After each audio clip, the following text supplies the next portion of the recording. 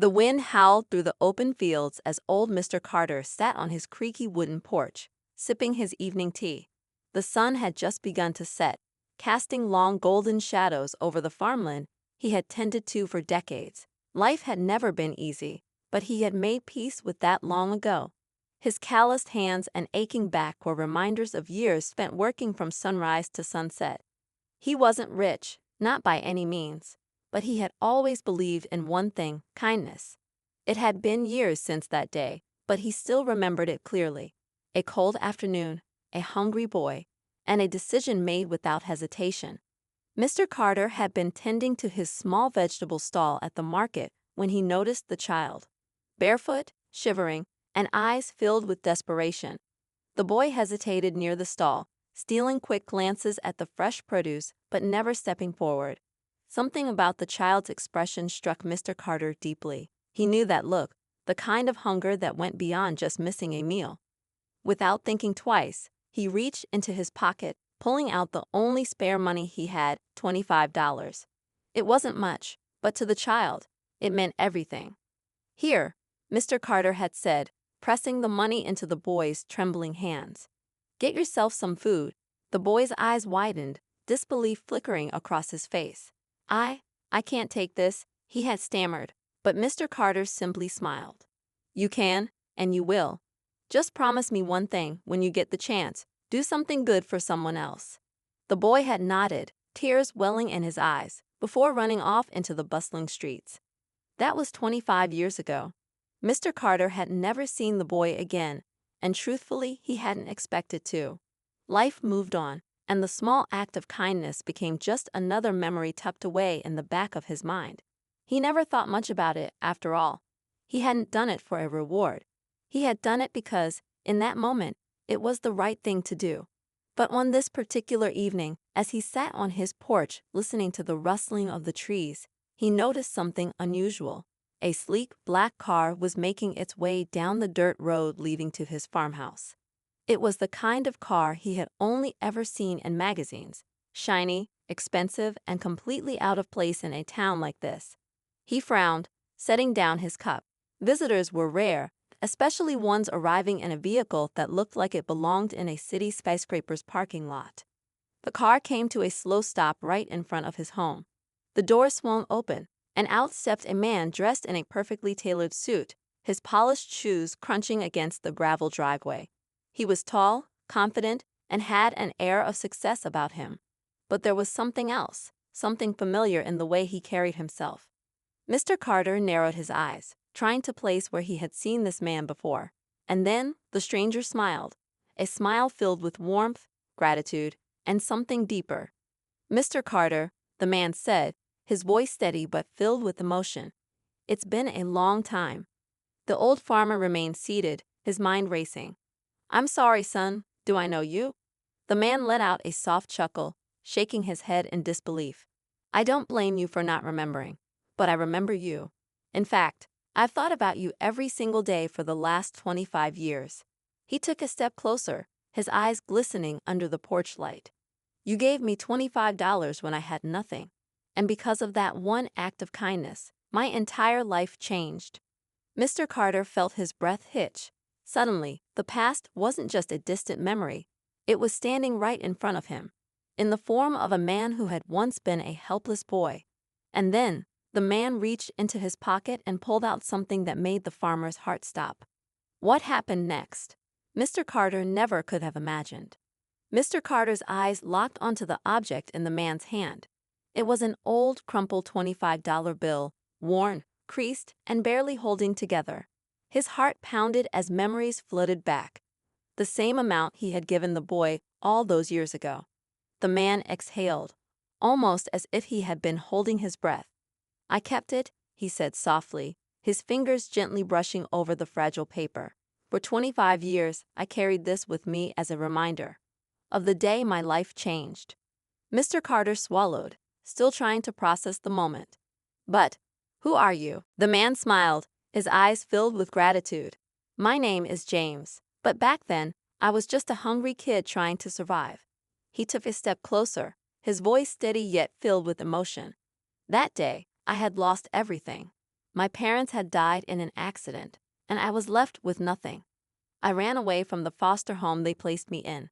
I had no food, no money, nowhere to go. I wandered the streets for days, starving, until I found myself at your market stall. I was too ashamed to beg, but you saw me. Mr. Carter felt a lump form in his throat. He remembered now. The boy's sunken cheeks, his hesitant steps, the way his hands trembled when he accepted the money. James continued, his voice thick with emotion. That $25 bought me food that kept me alive. But it wasn't just the money. It was hope.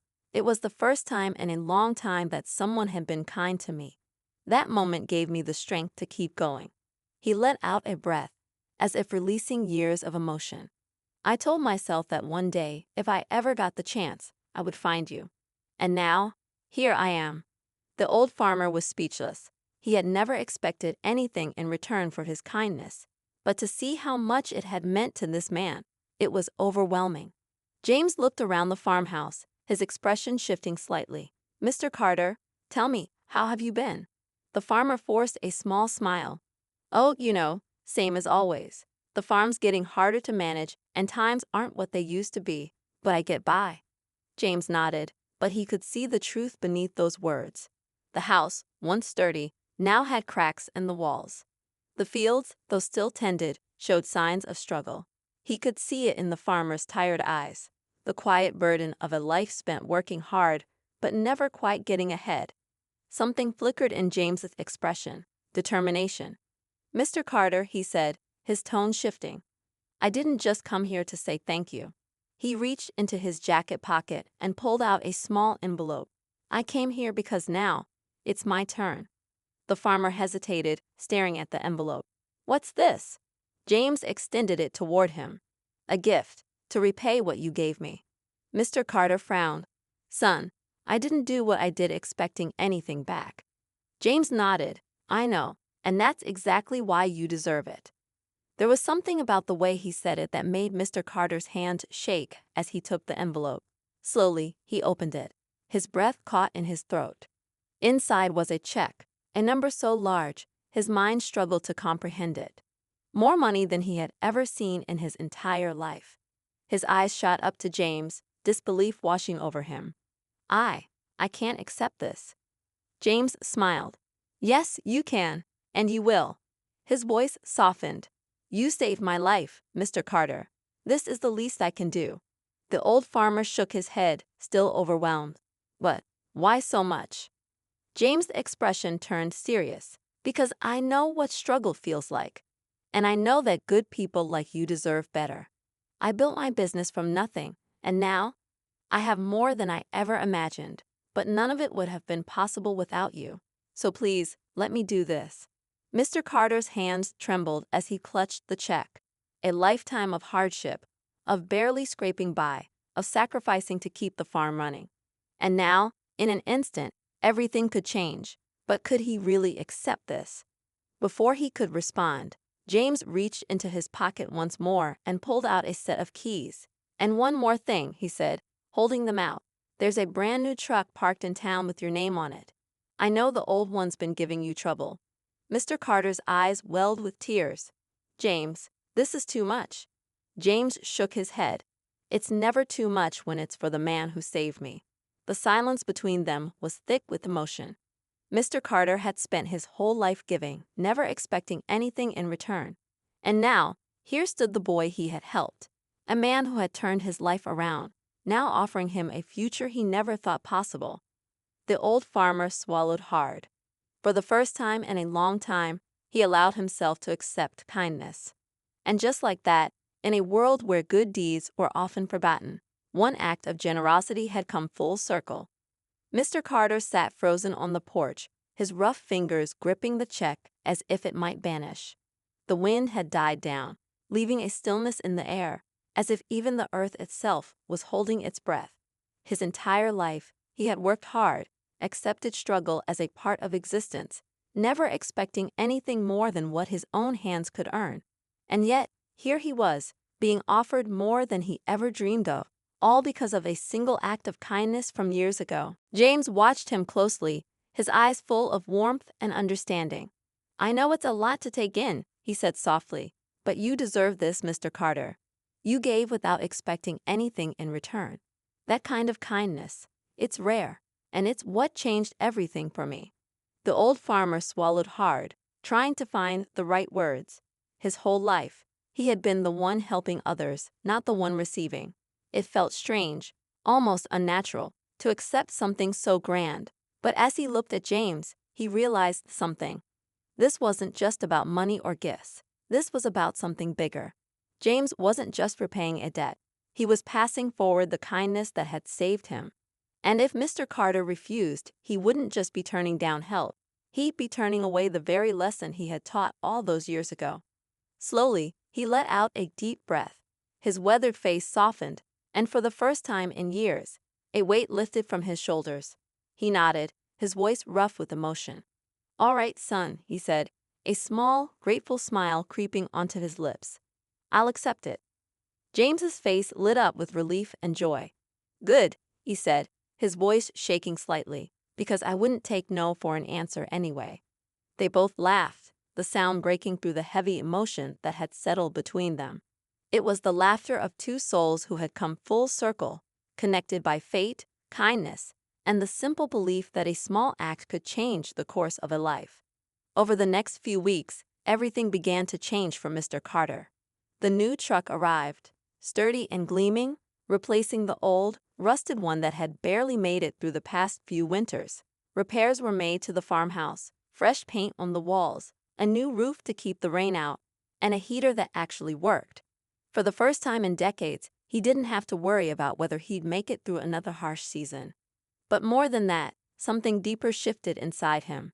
The town began to notice the change, and word spread fast about how a single act of kindness had come full circle. People started showing up at his farm, not just to buy produce but to hear the story, to remind themselves that goodness still existed in the world. And Mr. Carter, for the first time in a long time, felt something he hadn't in years: pride, not just in his work, but in the life he had lived. One afternoon, as he stood by the fence watching the sun dip below the horizon, James pulled up in his sleek car, stepping out with a smile. "How's it feel?" he asked, looking around at all the changes. Mr. Carter chuckled, shaking his head. "Like I'm living someone else's life," he admitted. "But you know something, James? I think I could get used to it." James grinned. "Good, because you deserve it." They stood there for a moment, watching the sky turn shades of orange and pink. Then, after a long pause, Mr. Carter turned to James with a thoughtful look. "So, what now?" James exhaled, looking out at the horizon. "Now," he repeated. "Now we keep it going." He turned back to the old farmer. "I've been thinking, there are a lot of people out there like me. Kids who need a break. People who just need someone to believe in them. What if we did something about it?" Mr. Carter raised an eyebrow. "What are you thinking?" James' eyes gleamed with purpose. "A foundation. Something that helps struggling kids get a second chance, just like you gave me." He glanced at the farmhouse, then back at the man who had changed his life. "And I want to name it after you." For the first time in his life, Mr. Carter was speechless. He had never expected his small act of kindness to ripple this far, to touch so many lives beyond the one boy he had helped all those years ago. And yet, here it was, proof that one moment of generosity could create something bigger than he had ever imagined. He let out a deep, steady breath, nodding slowly. "All right," he said, his voice thick with emotion. "Let's do it." James smiled, reaching out his hand. Mr. Carter took it, their handshake sealing something far greater than a deal. It was the beginning of a new legacy. And so, the story of a hungry child and a kind-hearted farmer didn't just end with a check or a new truck. It continued growing into something that would change the lives of countless others. Because kindness, once given, never truly fades. It only multiplies. And sometimes, it finds its way back home.